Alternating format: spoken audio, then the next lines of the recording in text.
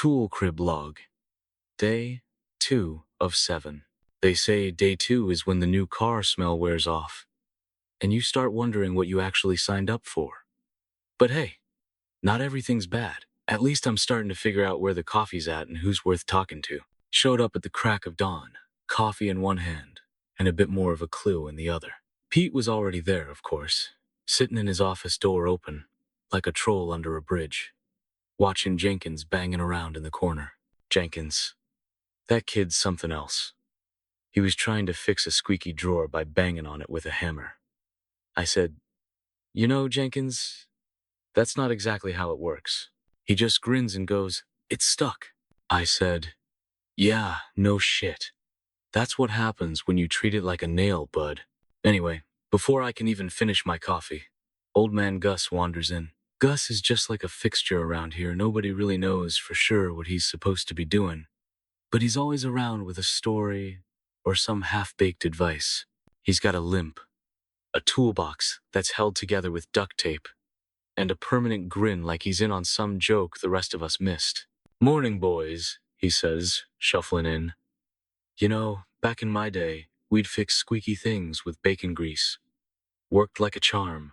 Pete just rolls his eyes and says, "Sure, Gus." Jenkins, of course, looks like he's actually considering it. "Bacon grease, huh? Might try that," he says. I told him, "Let's stick to the WD-40 for now, buddy." Gus just shrugs and says, "Suit yourself, but nothing beats bacon grease." By mid-morning, Jenkins is on his third. Oops. First, he spills a box of washers all over the floor like 200 of them, scattering like marbles at a birthday party. Pete just sighs and tells him, "Leave it for later, kid." Gus, being helpful, shuffles over and says, "You know, in the old days, we used a magnet on a stick for that. Works wonders." Jenkins perks up. "You got one of those, Gus?" "Nah," Gus says. "Just use your boot. Kick 'em under the shelf till you forget about 'em. By lunch, things settle down a bit. Jenkins is sorting bolts again, safe and simple. Pete's telling me stories about how they used to fix everything with duct tape and beer cans. Gus is in the corner, polishing a wrench with a rag that's older than I am. We all end up hanging by my counter that's seen better days. Pete's got a sandwich that looks like it's been in his lunchbox since the last oil boom. Jenkins is eating leftover spaghetti, cold like a dog's nose. Gus pulls out an old jar of pickled eggs and offers 'em around. "These'll put hair on your chest, boys," he says. Jenkins takes one and looks at it like he's gonna be sick. I pass. Pete takes one just to humor him. Gus is grinning like he's handing out gold. After lunch, Jenkins decides to reorganize the extension cords. You'd think that's easy, but somehow he manages to wrap himself up in 'em like a damn Christmas tree. He was actually 2 feet off the ground. Pete's laughing, and I'm trying not to snort coffee out my nose. Took him 45 minutes to free himself. Gus shuffles over and says, "Yeah, no. When I was on the rigs, we used to just coil 'em on our arm and toss 'em up on a hookwork like a charm." Jenkins tries it. Ends up tripping over the hook and damn near taking a shelf down with him.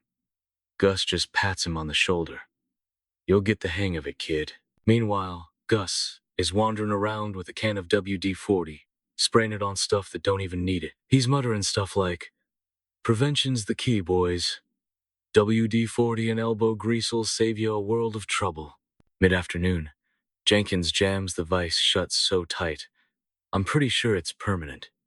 Pete's trying to help, but Gus walks up and goes, "All ya needs a little leverage. Back in tea." By lunch, I'm already wondering if I can make it through my 7 days. Pete offered me half his sandwich. Looked like it'd been through a war. I politely said no thanks. Jenkins was eating cold, leftovers straight from the Tupperware. It smelled like it'd been there since Christmas. The afternoon's a bit of a blur. Pete told me some stories about back in the day, like the time the breaker box damn near caught fire, 'cause some rookie wired it wrong. Or the day a porcupine wandered in and tried to claim the place as his own. Jenkins decides to fix the light above the bench. Big mistake. Sparks were flying. He yelps like he sat on a hornet. Pete just went, "Ah, he'll figure it out. Jenkins will be fine, he's just awake now." Quitting time rolls around. Pete gives me a nod like, "You'll survive." Jenkins gives me a thumbs up, like we're best buds already. Lisa's long gone, probably off to chew someone else out. Well, I made it through the day. Nothing blew up, nobody needed stitches, and only one minor zap to Jenkins' system. I guess around here, that's a win. I'm not impressed, but I ain't surprised either. 6 days to go. Gonna be a long damn week. End log. Back tomorrow. Maybe.